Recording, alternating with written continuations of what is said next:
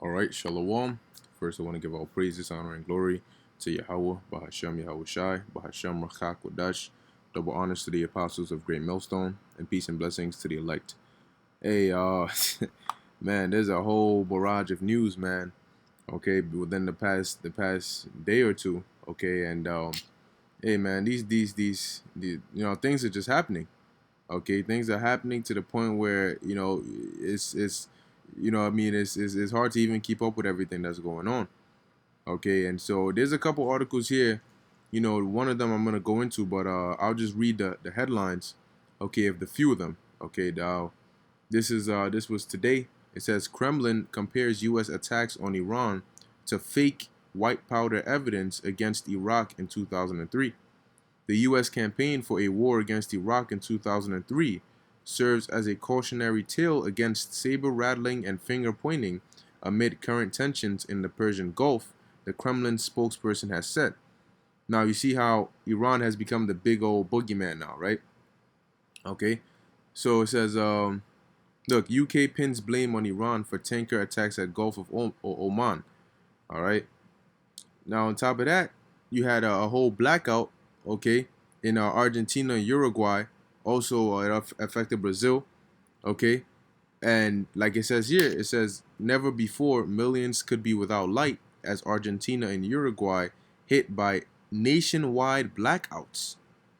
It says entire cities descended into darkness as a massive, first of its kind blackout swept across Argentina and Uruguay on Sunday morning. The unexplained calamity will take up to 8 hours to fix, officials say. All right, so it just came out of nowhere, which you better be prepared because America's gonna get hit with a blackout. Okay, the Most High is gonna send a heavy judgment upon this place, man. Because a blackout is nothing for the Most High to do that. He could do that just like that. Okay. Um, Now you have economic wise, you have it says India slaps retaliatory tariffs on 28 U.S. products ahead of Pompeo's visit. Okay, so now you have India getting in on this tariff game, which knowing Trump, what's he gonna do? He's gonna retaliate to that. Okay, he's gonna retaliate to that, and now you had Trump went at it, which he's still going at it with China. He went at it with Mexico, which now they claim to have come up with a deal, and now India's getting in here. Okay, it says here, Saudi Arabia blames Iran for oil tanker attacks. Okay, but doesn't want regional war. How are you gonna blame them, and then talk about you don't want a regional war? The direction is pushing towards a war with Iran, man. Okay, it says here Saudi Crown Prince Mohammed bin Salman has accused Iran of masterminding the attacks on two oil tankers in the Gulf of Oman this week. One of the explosions rocked a Japanese-owned ship just as PM Abiy held talks in Tehran. Okay, now you have all this going on. Okay, and at the same time you have Pestilence rising, man. I believe Dabu did a video on it, which I'm gonna re-upload that video. Okay, once I'm done with this one. Okay, but hey, things are happening worldwide, man. You have uproars amongst the people everywhere now, even in Benin, and they're saying that the police opened fire and I think they killed two people or something. Okay, look at this. Farmers warn corn crop far worse than USDA estimates is going to be a train wreck. Okay. On top of that, you had a quote unquote underground explosion. Okay. You have the power outage that hit South Central America. So all these things are happening, but what people are not looking, so they think that, oh yeah, it's just a regular old day, just another day. Okay, it's just another day until it hits you by surprise, right? Okay. Let me gather a few precepts here. Okay, but there's an article that I saw, I believe, yesterday. Okay, and it was going a little more. There we go, towards the economic, all right, side. But let me just set up these precepts real quick. Okay, First Thessalonians, the 5th chapter, and Ecclesiasticus 39. Okay. All right. This is I'll get this real quick. This is First Thessalonians chapter 5 verse 1. But of the times and the seasons, brethren, ye have no need that I write unto you, for yourselves know perfectly that the day of the Lord so cometh as a thief in the night. All right, and we know what time it is. That's why we're doing videos on what time it is. Okay, we're doing these videos to warn the sheep and keep you aware. Okay, because guess what, man? There are a lot of people out there who fit the scripture right here. For when they shall say peace and safety, then sudden destruction cometh upon them, as travail upon a woman with child, and they shall not escape. Okay, and that day is talking about a lot of these people, really those who are not in the know, those who are not watching, and even those who claim to be in the truth but are not staying on their watchtower and watching. Guess what? That day is gonna hit them with that sudden destruction, man. Okay, the Lord is not playing, and hey man, things might not have kicked off fully yet, but there's a reason. Okay, because when the Most High says it's ready, it's time to go. There's no stopping it. There's no going back. There's no reversing it. All right. Once that first domino falls, it's hitting everything else, man. All right, it's hitting everything else. Okay, so let me get this other precept. This is Ecclesiasticus 29 and 28. There be spirits that are created for vengeance, all right, death angels, which in their fury lay on sore strokes. In the time of destruction, they pour out their force. And what time are we approaching? The time of Jacob's trouble, which is what? The time of destruction. Okay? Mass death. They pour out their force and appease the wrath of him that made them. And who made them? The Most High. Okay? So they're created for vengeance, man, meaning their sole purpose is to what? To hurt and to kill. And the Lord is going to unleash these spirits out here, man. It says fire and hail and famine and death, all these were created for vengeance. Okay? You have a famine, which like we just saw right here, man. The farmers, and guess what? Getting to the end of the year, a lot of people are gonna start feeling the effects of this, man.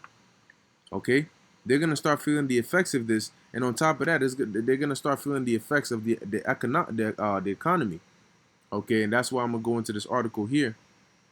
But it says here, for vengeance, and the Lord is real angry right now, especially at America. Teeth of wild beasts, man, and scorpions and serpents and the sword, all right, punishing the wicked to destruction. So yes, you're gonna have wild animals out here. You're gonna have animals you've never even seen before out here. Okay, you're gonna have Esau with his sword, the different weapons you've never heard of before, martial law troops, robots, cyborgs, super soldiers, all for what? For the wicked's destruction. So that time is coming, man. Now here, and this there's another one. It says World War III fears mount as Iran launches missile at U.S. drone in Gulf of Oman. And I'll put the link of this video, all right, in the description. Okay. So now the world is seeing what direction things are headed in, and because it's so scary for them, a lot of them don't want to accept it until it's right at the door. Okay. But because we don't fear it, we say it as it is, plain as day. So I read this article real quick. It says, beware, two black swans may come out of nowhere and kill stocks this summer, experts warn. It says the aftermath of the spiraling U.S.-China trade war tariffs could be a clear and present danger to the markets, according to Barry Knapp, managing partner of Ironside's Microeconomics. He told Yahoo Finance if tariffs on China go up to 25% and there is an adjustment in the Chinese yuan and it moves much more sharply, that could be very destabilizing for global capital markets. That to me is a very real, clear, and present danger. Knapp added that would trigger outflow pressure from China, destabilize their domestic system. It says the Chinese currency has plunged in value since the escalation of trade tensions between Washington and Beijing late last year. According to Knapp, a fresh round of U.S. tariffs on another $300 billion dollars in Chinese imports could further hammer the yuan and trigger massive outflows of investments in the country. That would probably cause a whole lot of selling in stocks globally, he said. Okay? So because Trump has already said that he's planning to put this $300 billion, all right, of the tariffs on the $300 billion in Chinese imports. Okay? And Lord willing, he does, man. It says, while Knapp points to the yuan's weakness as a potential destabilization of Slovakia, potential destabilizing event for world markets, veteran strategist Scott Clemens at Brown Brothers Harriman warns of a surprise uptick in inflation. And that's the real danger right there, man. Inflation. All right. It says, I think one is well advised to worry about the things no one else is worried about. Exactly. Because those are the things that hit the hardest. Why? Because you're not expecting them. All right. But you see, the sad part for a lot of citizens and a lot of people who don't know what's going on because they're distracted by the folly in this world is that these elites, all right, these higher ups, they know what's coming. They've planned it. Okay. We also know what's coming. And Lord willing, you know what I'm saying? We're good and protected. But a lot of you in the middle, you don't know what's going on, man. A lot of you Israelites, you so-called Negroes, Latinos, and Native Americans, even you heathens out here, you don't know what's going on. You're just sheep prepared for the slaughter. Because once this hits off, man, a lot of people are not gonna know what to do. Because a lot of them haven't learned from the last time it happened. They never researched it. They don't even know what a lot of these things mean. All they know is they're going to be feeling the effects of it. All right? And what's worse is that you can't undo it. Okay? It says I just can't help but think that as wages accelerate, as the labor market continues to tighten, I wonder if at some point that turns into an acceleration in prices. That's my black swan, Clemens said. So-called black swans are events that are unpredictable or unforeseen, yet would lead to extreme consequences. So really think about that, because a lot of investors are predicting that the economy is going to collapse possibly within a year or two, or very soon. Okay? Some of them saying even the end of this year. But guess what? These black swans are unpredictable. So they might be thinking, well, worst comes to worst, next year, the year before that, the Lord might have it to where something happens this year because it's a quote-unquote black swan. It says the term was coined by finance professor and former Wall Street trader Nassim Nicholas Taleb after the 2008 financial crisis. The crash of the U.S. housing market during the 2008 crisis is one of the most recent and well-known black swan events. The dot-com bubble of 2001 and Zimbabwe's hyperinflation are also examples of black swan events. Okay, so these are all the things that are happening and much more. Okay, and here it is. Trump is saying that he's about to start increasing the amount of military presence in the Middle East because of this whole thing that happened with the oil tankers. All right, so things are happening, man.